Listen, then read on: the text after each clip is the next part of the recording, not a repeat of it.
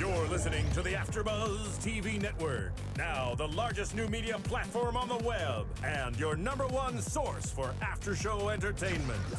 Very good, Keith Johnson. From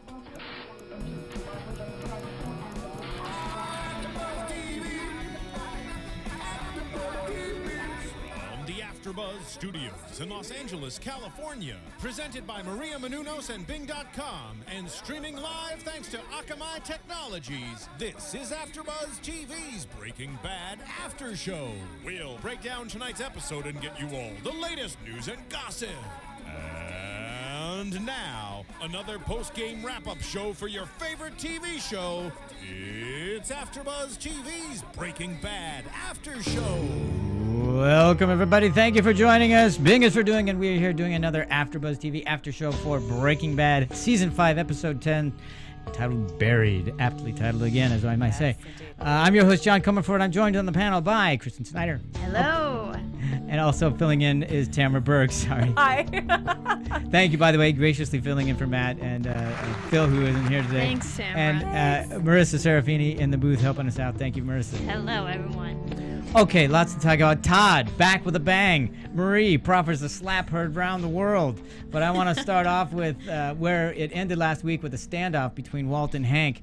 The first thing I want to talk about is just the cinematography there when he's out of the garage, and it's the gunslinger look. I mean, the upshot with looking over at Walt and then coming back with a reverse angle right by the hand where the gun should be with Hank. The stark sky, you know, exactly. Which is all you can see. You could practically see sagebrush around them and all that. Such the good, the bad, and the ugly. Yeah, he even says, I don't like the way you're looking at me. I know, exactly. and the only thing missing is the gun. Instead of the gun, we have the garage remote.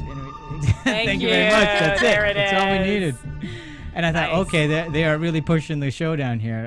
And that was great. I loved it. I love it when they take those little moments to do that. I mean, were you affected by that? Or did you notice it? Did you care? Well, I loved it, and also, like you were saying, the Western showdown kind of look, but also there was a huge amount of tension in that. You're just kind of going, oh, good Lord, what is going to happen now? Yeah. I feel like Hank was having a lot of trouble handling his own emotions. Like, he just doesn't know what to do. So do you think Walt got him off his game? Just, that little thing where he says, if that's what you really think of me, then you better tread lightly. Do you think that got him off his game? I absolutely think so. You did too. Oh, you do too. A little bit, huh? Okay, because he wasn't expecting it. And the fact that he said he didn't know him, I believed him last week when he said, I don't know who you are. Yeah. I absolutely agree. Incredibly shocking. Yeah. We'll talk about Hank a little more later, but that's an incredibly shocking thing to discover. That's true. It's very nice. And I like also the little bit with the car and the kid, just because it reminds you where we are in time and space, and that's right, where we left off, and I thought that was a nice little cue there to just let us in rather than have us figure it all out. Just show the kid first. I thought it was great. More than that, though, I thought that was great. When Walt finally gets in the car, he's just got done being Heisenberg like crazy. Badass Heisenberg. Yeah, badass wise. And he goes right back to being flumbling old Walt. Right, and we haven't seen, Walter Mitty almost. The Walt, we haven't phone seen him in a while, the fumbling phone, and oh my God, and he's getting flustered and starting to sweat, and I got to get the phone. Why is she not answering? That's a great point. But he held it together so well when he was with Walt, with Hank, excuse me. And then he gets in the car, and then he just goes freaking out. What I like is they kind of ended in a stalemate, and then they both make the same move. Yeah. They both call Skyler. And we are both off to the races. They got to get to Skyler. In fact, let's jump into Skyler then, because I thought Anna Gunn had a great episode. I mean, she did not have a lot of dialogue, but she had a lot of stuff happening there. I thought she did a great job, and especially that first scene with Hank. Well, even even when she's in the car wash, and the look on her face when she realizes, the reveal is who's she on the phone with, and we know it's Hank, and just the look on her face of dread, because she's been thinking about this. At some point, this day is gonna come. Right. So hoping it wouldn't. Exactly, and then when we get to we're in the cafe. And the look on Hank, and I'm looking at Hank, and I can't read him. I'm not exactly sure what he's going to do. He just has this cold stare at her when she walks in, and you're going, oh my God, what is going to happen now? She played this perfect. Yeah, but even the hug.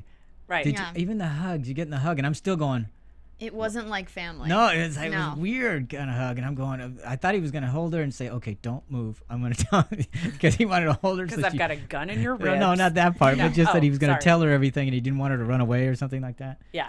And then the scene, and you well, actually, just to back up a little bit, we never heard either of them speak on the phone, so we don't know what was said, and so that added to the tension of this meeting in the cafe where you're going, oh my God, what's going to happen? And then Kristen, you were talking about how well you liked the way she played this scene. What do you want to talk about specifically? What that was, or you just like the overall? I mean, she just handled it. I feel like how you should have. Finally, she could have started like. She cried eventually to her sister, but this was finally the first time somebody outside of Walt has confronted her about the situation, and she could have just been like started pouring out facts, and just made a huge mistake right there. But she said nothing, even if he had been recording the entire time. And we'll talk about it later, but I didn't know if he wired Marie. Like she still had said nothing throughout the entire episode. And so I was asking myself, do you think she had the wherewithal, after being thrust into this world and going through everything she's gone through, to no, look, don't say anything. I'm only trying to find out what he knows. Well, that's because it. Later I was just on, going to say, when in doubt, keep your mouth shut and just gather information. That's what I was watching. Really that's what cagey. I was thinking she was doing. I thought she played it great too.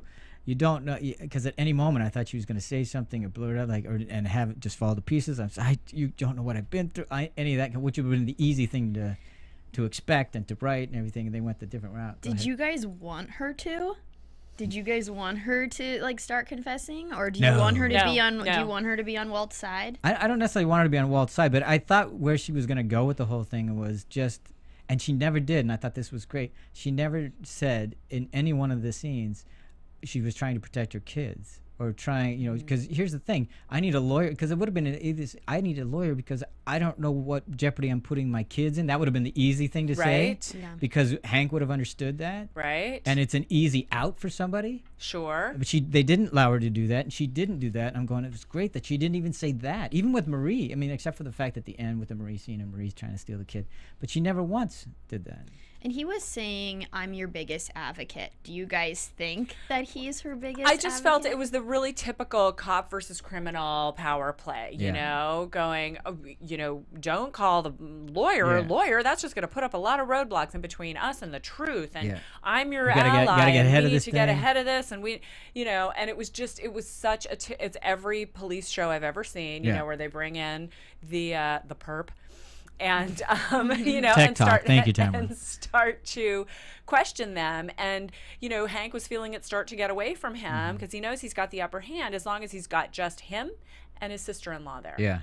And then he can get through and start to pursue things, and if she starts to throw up the obstacles, well then he's going to lose his hold on them. And so there are two questions for me about that. The first one is, now because immediately, or at least he presents the idea immediately, that he knows that she has nothing to do with this, and she's innocent. She's a victim. She's a victim and all this, and what did he make you do, and all this other stuff, and oh my God. How did he force you to keep your all that kind of stuff. Mind games, and abuse. Was there abuse? Now, while it was happening, I'm going, why is he doing? Is he doing that because he wants her to feel comfortable? He wants her to think, or does he really think that?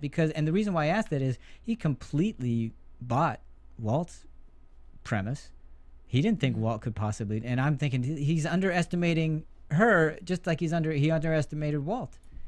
Is that his Achilles heel, even though he's a great detective, so to speak, or a dog with a bone, that kind of thing? Well, the family ties thing has always been the undercurrent of this series. I'm doing this for my family, Skyler protecting her family, the family being in the show. That's the community is family. So I think that's going to be his first line of thinking in the first place anyway. So do you think he was but do you think he was honest in that regard? Do you think he thinks that Marie has not Marie, obviously Skyler doesn't have anything to do with this, and he knows that Walt forced her to? Or do you think he was doing it as a ploy just to get her comfortable to really give him information? I want to say I believed him. Yeah. That it was being genuine. Kristen. Yeah, I mean, I definitely think that he was being genuine, but what it comes down to is this episode, the only person you really hear talk about family was Walt. Hank wasn't concerned with family at all this episode. Really, Marie wasn't either. I mean, several times Walt was saying, but that person's family, or it's family, or I'm doing this for my family. And it still seems like family does mean the most to him. And Hank, at this point, is bypassing family completely. Well, Skyler even calls him on it. She says, you sound like somebody, all you want to do is, you just want to get Walt at all cost. Right. And when she says that, do you remember the look on his face? Is like, okay, she got that. Oh, oops, I let that one slip. I don't think he wanted her to see that. Right.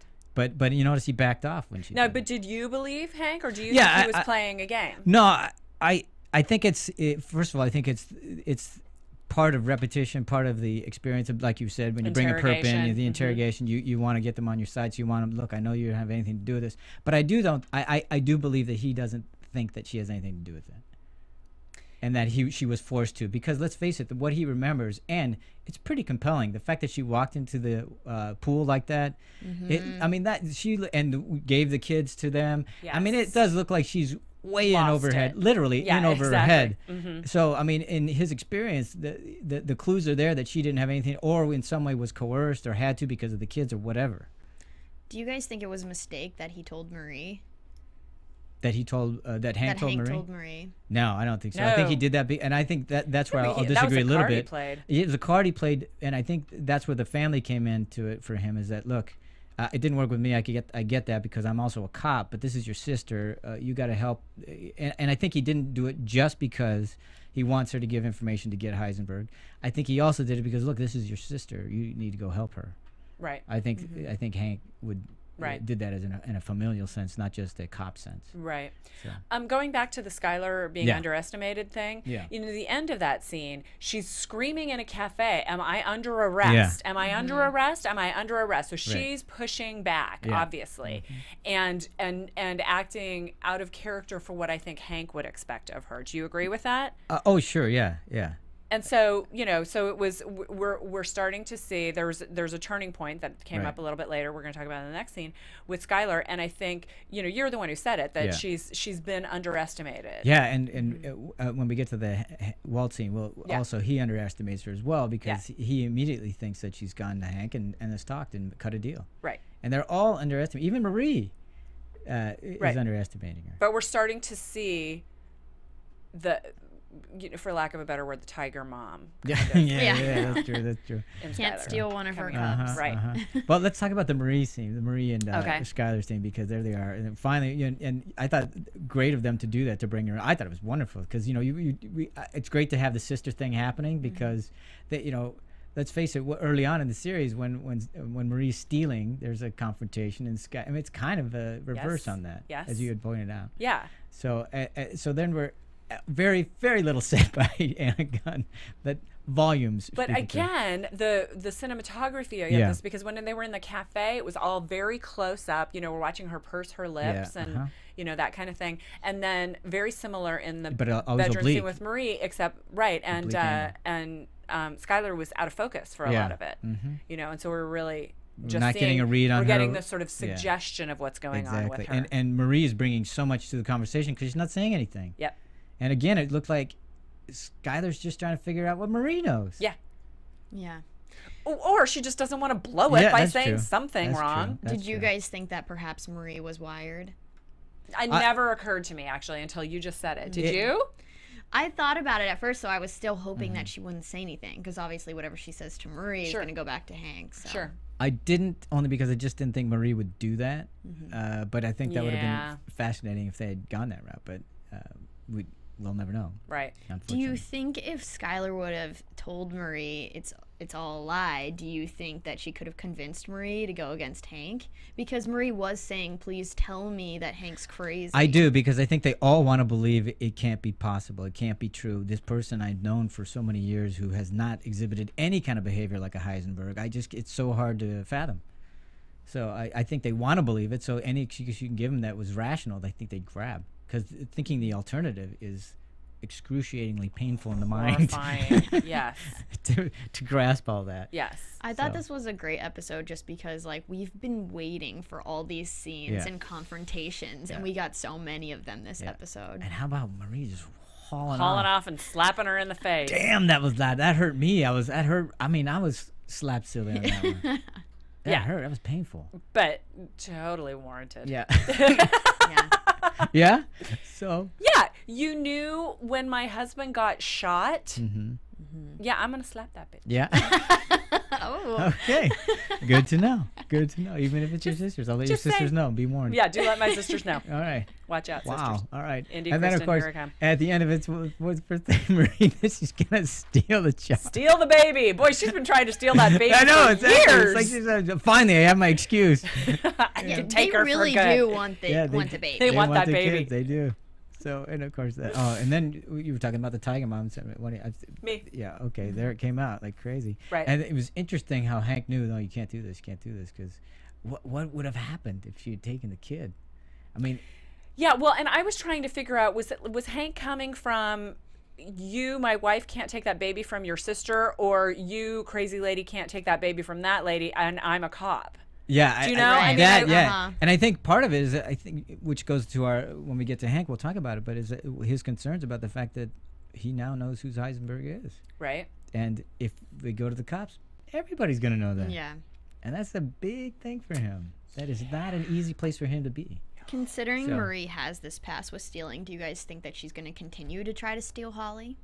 Wow. Or do you think they'll go to Walt Jr. and try to make him come live with them? I don't think so. I mean, because stealing, being a klepto and stealing little trinkets is a lot different than stealing a baby. No, but I think think she she'll want wants custody. That absolutely. Exactly. Mm-hmm. Yeah, but yeah, absolutely.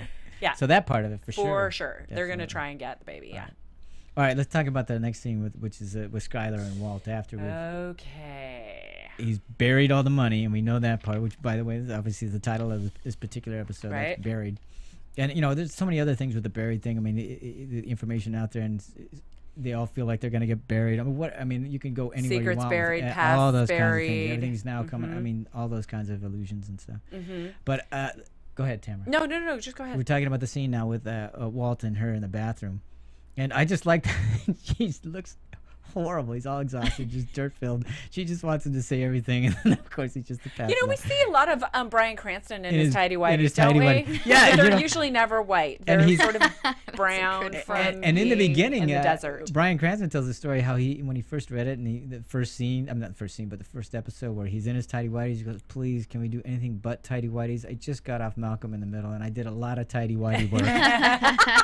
So he wanted anything boxer, anything can we do? And they said no, tidy Gotta white. be. That's the tidy white. And he goes, Gotta be. Okay. And here it comes back one more time.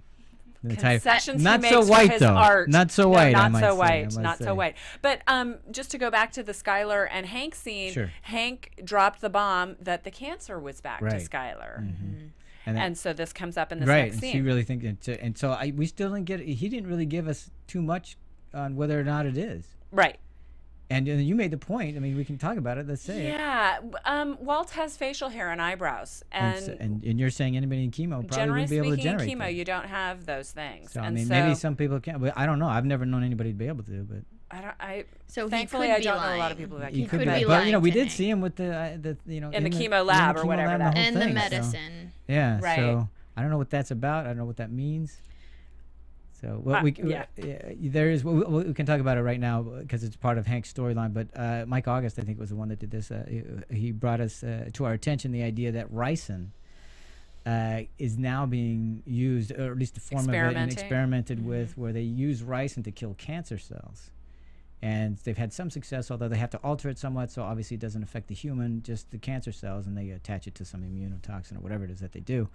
But the fact that in the last week's episode we saw Walt go get that ricin, but that's 6 months after the fact. Right. So we don't know what that means. I mean, but anyway, I was just bringing it up because Mike August brought that to us. We thanks Mike for doing all that because he always gives us great info. He does a lot of research for us, and we love his comments, as we love all your comments. So do please make sure you go to iTunes, go to YouTube, leave us your comments, and let us know what your theories are. As outlandish as they may be, we'd love to hear them because we can come up with some crazy ones as well. Absolutely. So we want to hear what you have to say. So please do that, and we thank you for that. Yes. Okay. So Walt, of course, falls down in a heap, and I love that he crashes. And then they did that great face plant time lapse shot that they've been known for the next day, 4 or 5 hours later. That was a beautiful shot. It's gorgeous. Beautiful shot of time passing and the clouds moving. It was just gorgeous. They always do those. Those are great. I love those. Love them. And then the next morning, and that's when he reveals that he, doesn't. Well, the term is not really. underestimates her, but he just gets it wrong. He automatically thinks, oh, of course she cut a deal with Hank. I know you did. Right. And you know, and I was interested because she never said anything like, no, I didn't know. Why would you think they didn't go down that road, which you'd think they do, because normal couples would do that, but these aren't normal couples. No. So, but she doesn't even address that. No. I mean, she did say, I said nothing. Right. Just so you know, before he passes out. And what I really liked is she honestly looked upset that he had his cancer back. I mean, I think for a while we've been going back and forth of how she feels about Walt at this point. Yes. And I think that she was hoping that she would get her family back and that they could, you know, be together and happy again. And I really don't think that she wants him to have cancer. I remember a few episodes back she was, you know, said she was waiting for the cancer to come back. But at this point, it seems like she doesn't want him to die. Not only was she waiting for the cancer, but she was smoking in front of him. Right. Really blowing it right in his face, for crying out loud. Yeah. So, yeah, I mean, and last season she didn't even want him to be alive. No. And now it does seem like it's in some weird way she feels like she's got him back. Go ahead. Right. Well, when he was gone, just before the bathroom scene, so he's gone all night. She comes home. He comes home. She's still wearing the same clothes. Right. Opens the door. She's terrified. And when she sees him, there was this kind of look of relief, and gratitude or whatever, compassion. I don't even know what it is, but this warm feeling. Yeah, that he's back. Seeing him, and remembering back to the early seasons where they were so in love and were always getting it on in the bathroom and always touching each other and all that kind of stuff, and then the great rift and divide came, and I was just kind of had a flash of their relationship early on. Just in that moment before he went into the bathroom to shower, and just remember exactly, and remembering how tight they are and how and so there was sort of a little glimmer of that for me in that scene, remembering who they are, and maybe there's a possibility of something, Yeah, do you think she'd forgiven everything? Because it seemed like I agree that she was really relieved or was really concerned that the cancer was back. Yeah, do you have an opinion? I feel like she's on board with the plan now. I feel like she came up with it. Yeah. Well, there's that. I think now that we know that he only has suspicion, I think the best course of action is to just shut up. Right. Just be quiet. You kind of pick your teams, and she did. I think last season, towards the end of the season, when she took over laundering the money, at that point she picked her team, and she's very loyal. Yeah, and let's face it, the way she went at Lydia last week, we knew that she's at the car wash. She doesn't want anything to upset this apple cart now that it's back on track. Well, and I feel like there's so far you can go, and maintain the paradigm that you had before you knew everything. Yeah. You know what I mean? Yeah. And so she was sort of trying to maintain the normalcy and the way we used to be, and now it's just kind of it's shifted, and there's no going back for her. And we saw Walt go through that, and I think we saw her go through that today in this episode. Well, for me, the most telling line in the whole show, this particular episode, was when he says, when she asks, "Is the cancer back?" and he says, "Do you want that? And would that make you happy?" And she says, "I can't remember the last time I've been happy." And I thought, there you go, right there. So, is this a pursuit of happiness change for her? I think in the absence of the misery that she was in, anything is good. Even though it's bleak, it may not be happiness, but like you said, the paradigm's gone. That paradigm, you can't go back. You cannot. So as long as I'm not in that misery, I can count that as a win. Yeah, I think she'd rather be involved than in the dark. So she's kind of because at least you have some semblance of control, at least. Right. You think or you feel like you do. Yeah, because let's face it, there were times when she felt like she even said, "I can't do anything. There's nothing I can do. Right. I can't beat you. I can't win. Right. So I'm just going to exist." Do you guys see her leaving Walt's side? And I don't know, but the way this made it look like she's in for the long. Like she said, "All right, here's the plan," and because. And Tamara, do you think she would kill? Because last week I said that, and all the boys beat me up about it and said that no, but I was sticking. Well, wait a minute, no, we qualified that. We said if her family if one of her kids was in jeopardy or threatened, we said but we didn't see her planning somebody's death unless one of her child's death was imminent. When Skyler was in the diner with Hank, she says, "Does Marie know?" And he says, "No, just you and me right now." I was like, "Ding, ding, ding, ding! Kill Hank! It's all on. Everything's good." So that's what went through my mind. Yeah. That's what went through Saul's mind too. I know, and then Saul wanted to send him to Belize. So yeah, I definitely felt that. Gals are vicious. I'm just gonna go back to Tiger Mom. Yeah, Tiger Mom. Okay, there you go. We just do what we need to do. No, I get it. I get it. So, but do you think she'd planned somebody's death? I don't know. Okay. I'm not saying necessarily that. Because I conceded that she would kill somebody if a kid was in jeopardy. But I'm just going, okay, you guys think that, no, she might be a little bit more than that. I feel like Skyler had a turning point. And it's very clearly written on my page when it happened. And it happened in the bathroom, and it was just before she said, well, maybe you saw it on her face. Yeah. Maybe our best move here is to stay quiet. Mm-hmm. So I think she has jumped in with both feet now. Okay. Mm-hmm. And this is what I love about this show and Vince Gilligan in general. Mm-hmm. We really don't know what's going to happen next. Because it looked like, the way they were presenting it, that she was just happy that, okay, at least we're out of the business now. If we can just have some sort of normal car wash life, I'll live with the rest of it. And now you're saying that's gone, so I'm jumping in. Yes, that's exactly what I'm saying. Yes. All right. Thank you for translating. At that one point, whenever Walt says, if I give myself up, will you do one thing and give the money to the kids and just give them everything, so this is not for nothing? Like, did you guys believe him? Yeah, because that's what he said the whole time. He's always said, the only reason why he does this is to protect his family or do it for his family. And so at least he's consistent in that regard. I certainly believed it. And I do also think, because whether the cancer is back or not, I don't know. I'm guessing it is, except for the hair thing.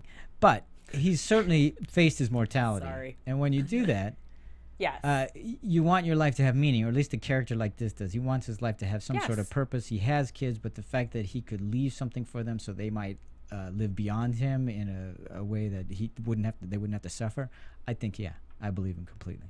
Okay, so I want to go into a hypothetical. Okay. That maybe Here a little off track. Is there a drop for that? But so don't talk about the money, he says. Right. Save it for our kids and let our kids have it. Right. Is even that possible? Yeah, that's what I was going to say. I feel it's a little like the evidence. It's a little like Justified with, Peterson. Yeah, talking about, we're going to get out of the business and we're going to get out of this life and we're going to make a new life for ourselves, and no one will know who we were. And so, I mean, do you think you can leave a legacy like that when it comes from this kind of activity? I think so. Again, I'll go back to, I think so, because everybody knew about Heisenberg and what a guy, but nobody would believe it was him. But also, everybody doesn't want to believe that she has anything to do with it. It had to be him. I mean, we can't believe that she had something to do with it. Right. So if he gives himself up, because in order to have her have the money, I can see people wanting to believe that. Right. Because then they got their guy and it's off, and then we can go home and our lives can be back to normal. So then they'll let her go. 30 years or something like that, when Skyler and Walt are both dead, Saul's the person who comes after Saul, because Saul's dead too, shows up on the doorsteps of Holly and Walt Jr. and says, I have a checking account. No. I think what Walt would do is, before he turned himself in, he'd obviously tell her where the money is, and she'd get the money herself. No, but he said, we'll never speak of it. You will never speak of it. No, to anybody else. So. But then she can't go spending it. Well, yeah, but you can launder it. No, see, here's what you got to do, John. Let me explain it to you. I'm sorry. Okay, here's what you got to do. You got to do it the way I just said. Then Saul's people in 30 years dig it up. They bring it out into account, and then statute of limitations is up on the whole drug thing, and so they can have the money. All right, I'm coming to you with and the have next a new life. Felony. Yeah, come to me. I'm so experienced. Will do. You said Saul was dead in this scenario of yours. Well, because it's in 30 years. But do you he's think likely to be dead. He's likely to be dead sooner than that. True. But I mean, do you think he's gonna die on the show? No, we can't, because they're looking at doing a show with him outside of it. Right, they're doing a spin-off. Thing is, the spin-off is a prequel. Oh, is that right? I didn't know that. Well, it could be. Is it? Is that what you heard? I did not know that. So that's why I think that he will die, because the spin-off's a prequel. So why would you even say prequel? Interesting. Yeah. Interesting. I think people might think Saul is dead, but he's actually in Belize. In Belize. That's hilarious. We're all great thugs and fine. launderers in go. Belize. Yeah, that visit. No, All right, no, so wink, let's wink, talk say a no little more. bit more about Walt. So, is there anything more we want to say about Anna's story? I mean, Skyler and the bathroom and the whole thing. I just hope that they really let her take the reins a little bit, and I hope that they do let her, make a chess move. And if you the will. fact that, let's follow up on what Tamara said with jumping in with both feet. I mean, then when we see him, Heisenberg, coming back and everybody knows who he is and he's got the guns, the idea that, oh my God, she might be fighting on his side or with him or whatever, that makes that much more interesting. Right, and you never know. You don't I know. mean, she could be a double agent. Okay. Could be. All right. Well, Nobody knows. Let's talk what Walt is thinking. I mean, let's face it. First thing he does is, I can't get to Skyler. What do I have to do? Hide the money. Right. It's the only evidence that points at him. That's all there direct is. evidence. Everything else is supposition in some sense. So he hides money. Really? That's all they've got on him? So far, that's all, except the book. But the book doesn't really mean anything. No, it doesn't mean anything. And they did a really good job of getting rid of all the evidence. Remember the big old magnet? I do remember the magnet. So we got, and the fire, the burning of the whole laundromat and all that kind of stuff. So I don't know that they have anything. And if they did, I think Hank would have. I'm sure you're right. So I just anyway, feel like there's got to be something. Yeah, with all that evidence out there. But Walt is a very clever man. He has been.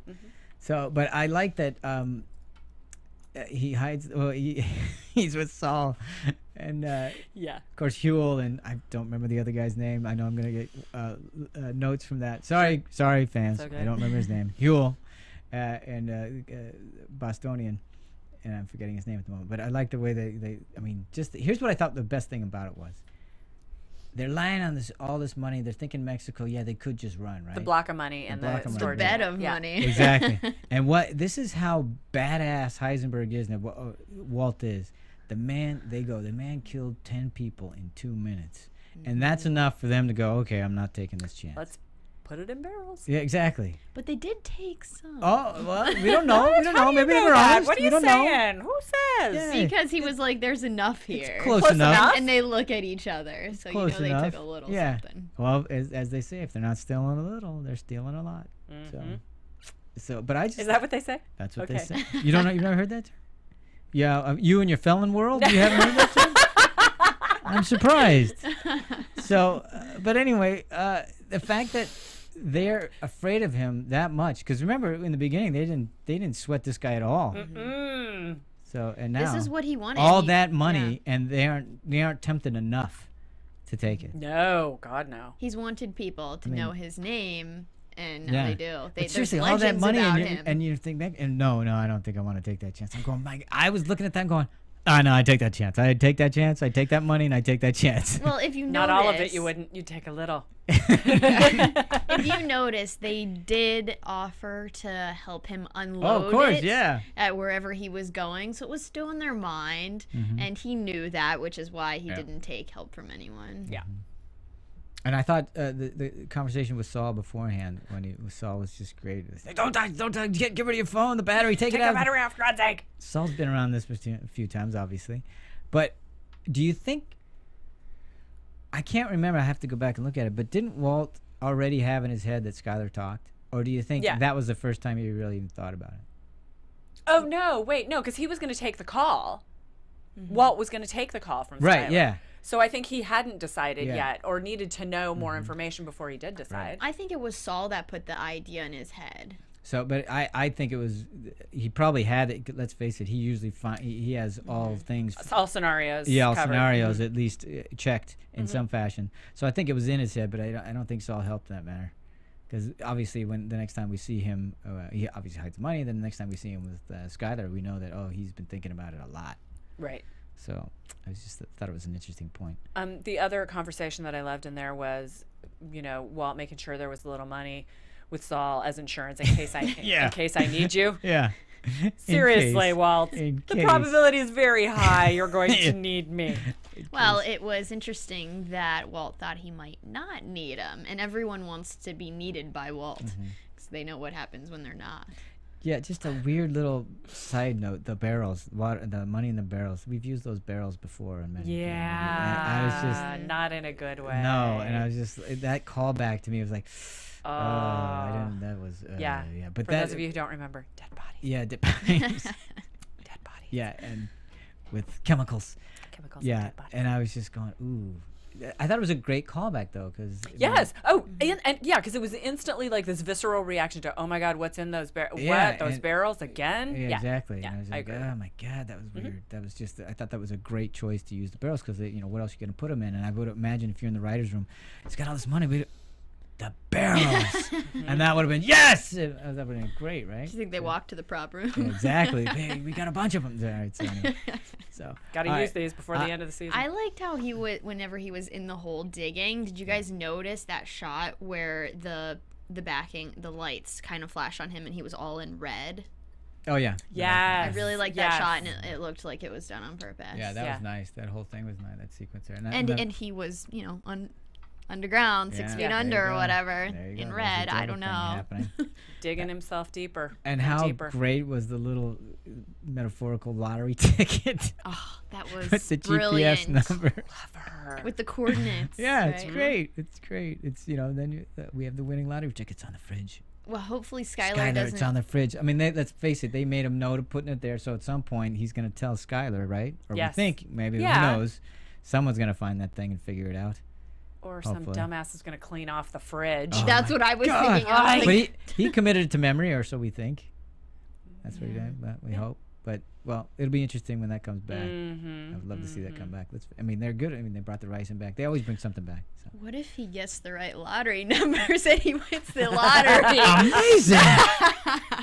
Well, seriously, what if that would happen? It wasn't gambling. It was a lottery.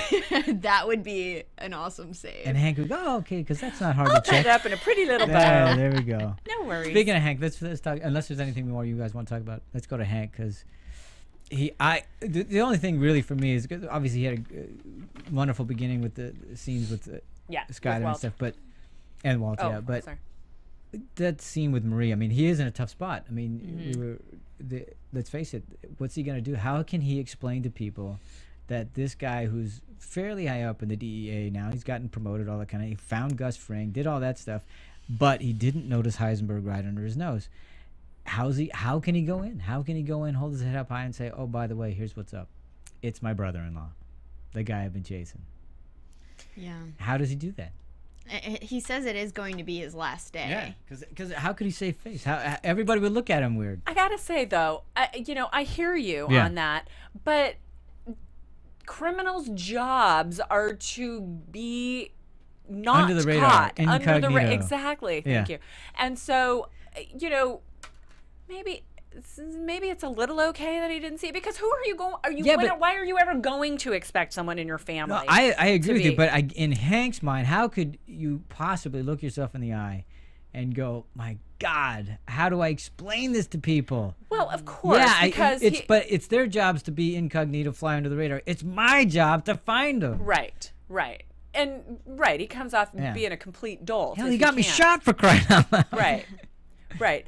But I think that argument is a little bit weak, except for what you're saying, that this is his belief.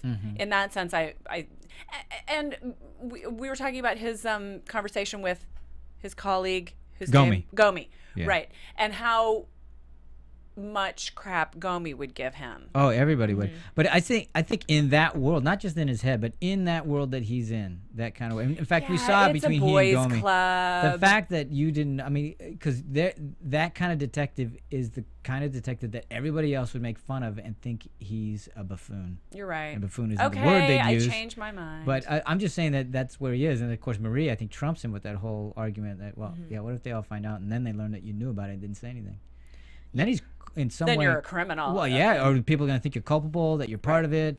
Do you think that he will tell anybody else before he has actual proof? I thought for sure he was going to tell Gomi. I thought he was going to say, look, I need to tell you something. I can't tell you all the details, but I need you to know. I think he needs somebody to know something.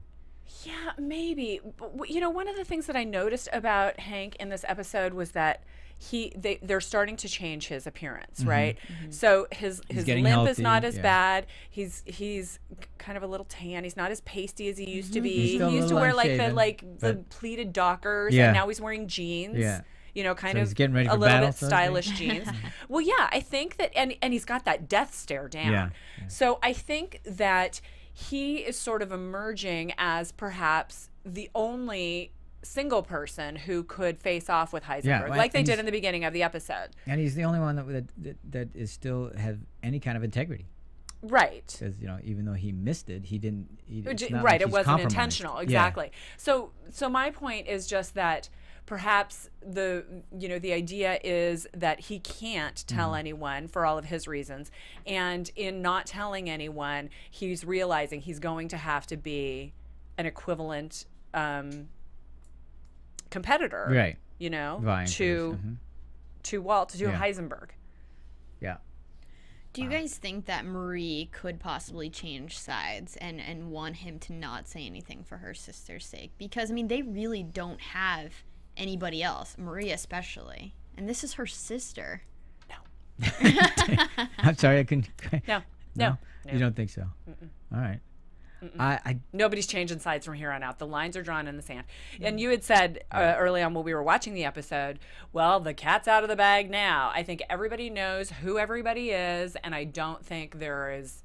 I don't think anything's changing from here on out. It's just going to be hard fought battle from here on out. What I really like is we're getting the aftermath play by play. They're not really skipping anything. Like not this episode left off where last began, and I expect that we'll start off next episode where we left off with Jesse and Hank. So I think that's great that they're giving us the play by play, because that's what we want. No, but do you think there are going to be some loyalties change because you posed that question? I just feel like Marie is someone who, you know, has to know what's going on all the time. So if she's not, you know, banging at Hank to tell somebody else, then she's going to be banging on Skyler's door. And Skyler needs to come up with a plan for how to deal with Marie if they're supposed to be staying quiet. So I'm not sure what they're going to do, but Marie's definitely someone who is kind of in that gray area, like Walt Jr. We haven't seen him, and I'm not sure what they're going to do with him. How he's going to find out. I think we're going to find out next week, obviously, the changing allegiances, because... Oh, you think they're going to be changing allegiances? Well, we don't know where Jesse is. Let's face it, Hank's been he's been stuck in this conundrum, and now he's found a way out because Jesse was arrested. Right. Now he might just get Jesse. We don't know where Jesse is. And I'm not contesting that. I'm talking about Hank and Walt. You're talking about those, Skyler. Okay, that we saw more specifically. So, but since we're talking about that, let's go to Jesse, because you know, obviously Hank has now found a way out, or maybe a possible way out. And Jesse said, we started the episode with Jesse, and you know, ostensibly realizing that I can't give all this money away. It's too hard to throw it away. Fine, here's my take it. Yeah, he's giving up. I thought it was an interesting choice that they stuck him in a playground on a merry-go-round. I mean, there's a lost youth thing there. There's the simplicity of just being a kid, and because he never had a real good childhood, never really grew up right, all that kind of stuff, and then stuck in a merry-go-round because he can't find his way out. Can't get off. Yep. And exactly. There you go. I mean, and the lights flashing, and warning is like just a kid, still always a kid, struggling for help and guidance. What do you guys think? Do you think Hank will kind of see that like he did with Skyler and recognize that, you know, perhaps Jesse was put in the same position that Skyler was, sort of like the threats by Walt, and he'll see that he's like crying out? I think Hank is smart enough and savvy enough to realize, you know, here's a kid who never had a shot, and I could be that mentor father figure. I think he's smart enough to figure that out and say, look, here's your way out, son. And do the Walter thing and manipulate him, but in a way that's actually sincere, and say, look, here's your way out of this. You got to come clean. You got to start fresh. And I think that may be the only, you know, redemption that Jesse will see. Yeah, and I think, excuse me, I think that, you know, Jesse is an unstable, an unstable dude. You know, he's a loose screw at this point. Yeah, he's a and mess, so you don't. I think he's someone who is dying to have someone help him. And Mr. White Yeah, He's never been anybody but Mr. White to Jesse. Yeah. You know, but Mike was there for him a little bit. I mean, he always looks up to that because he wants that. He needed that so much. He never had it, and then that's what I'm saying. Hank could step into that. Yeah. So he's definitely, I think, the weak link in this situation. But you know, he's surprised us at times in the past. That's true. You know, with his strength and his commitment. So. And last week I was posing the idea that Jesse was going to find out everything that Walt did done through Hank. And that might be the thing when he finds out the whole thing about the girlfriend and the rock, and I think that may be the thing. But does Hank know that I think Hank may know some of those things, but he can't prove those things, and that's the problem. He has only suspicion. He has no proof. So I don't know what he knows or what he is suspicious of, but I think he knows certain things that he can't prove. What's interesting is all they have is the money to like, you know, keep Jesse, and you really can't keep him in custody because unless someone's reporting money missing, which they're not going to, he didn't do anything wrong. Where'd you get all this money? And if no one's reporting it, he didn't. And I feel like he's a lot like that. He sees himself as the money, as in that the money was tainted, and he kind of now sees himself like that money. And I'm not sure he's going to speak, but he has no one at this point. No. I think he recognizes that. Nope. Last week when he was talking to Walt, and he said, "Yeah, so Mike's okay. We know he's not. I mean, he knows he's not. I mean, he has nobody. There's nobody left. There's nothing." I mean, he's struggling with all this guilt. I'm just not sure, like, where he can go with this at this point.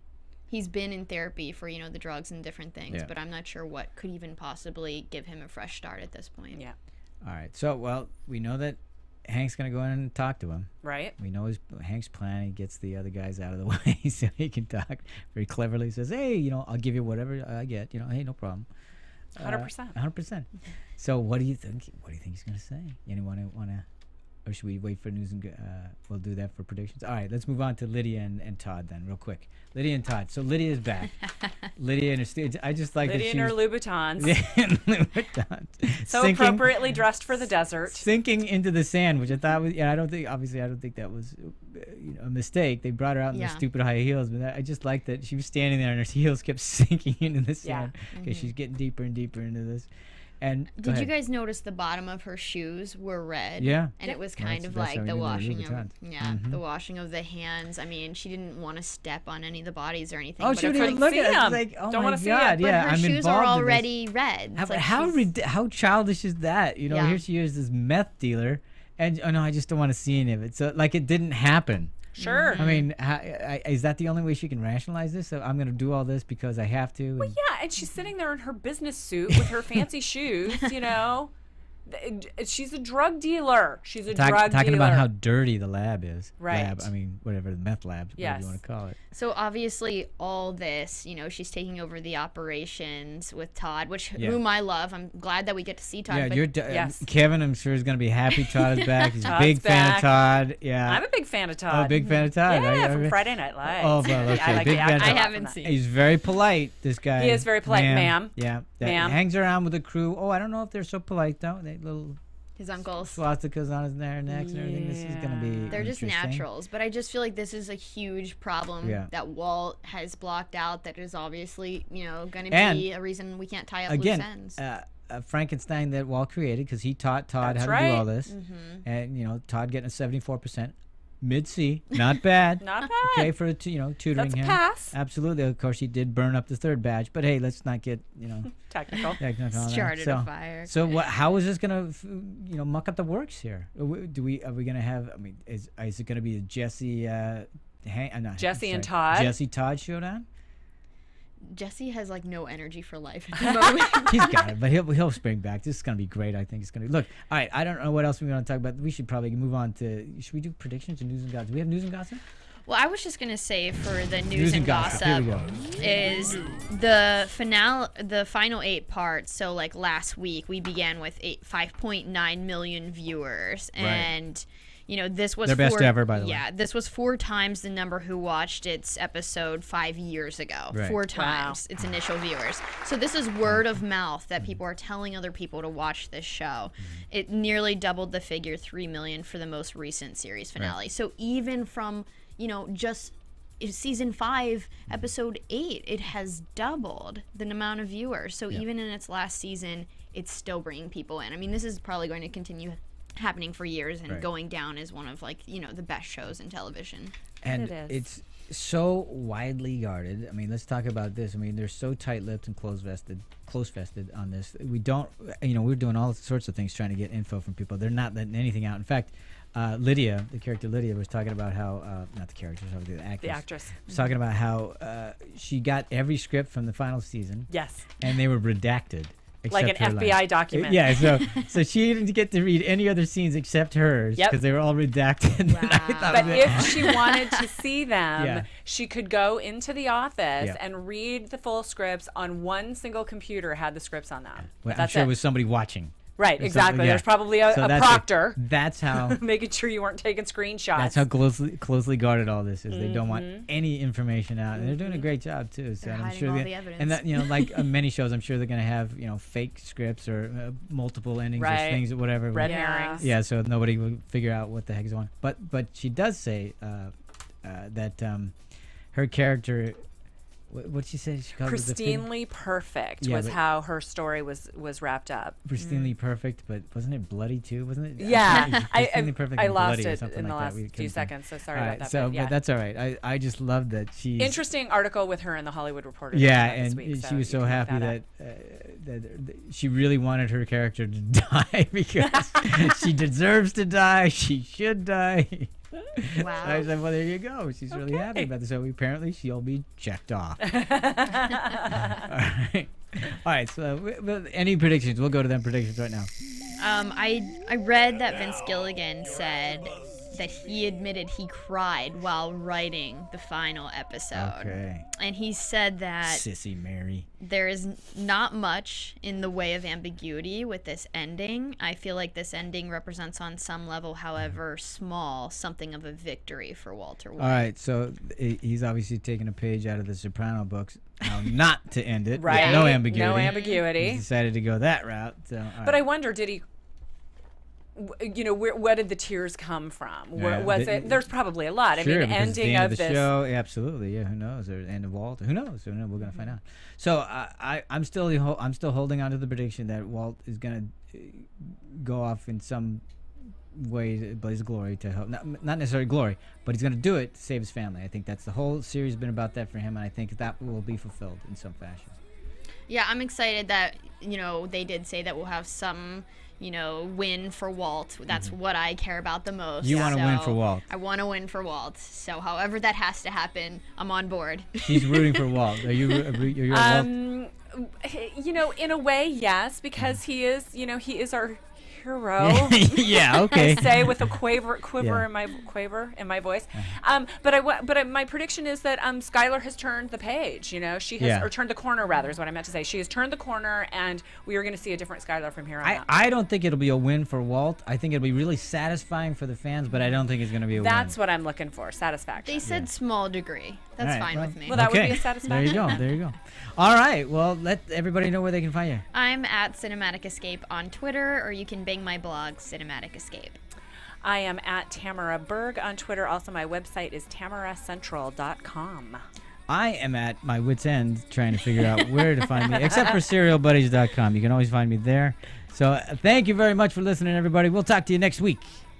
From Bing.com, executive producers Maria Menounos, Kevin Undergaro, Phil Svitek, and the entire AfterBuzz TV staff, we would like to thank you for listening to the AfterBuzz TV network.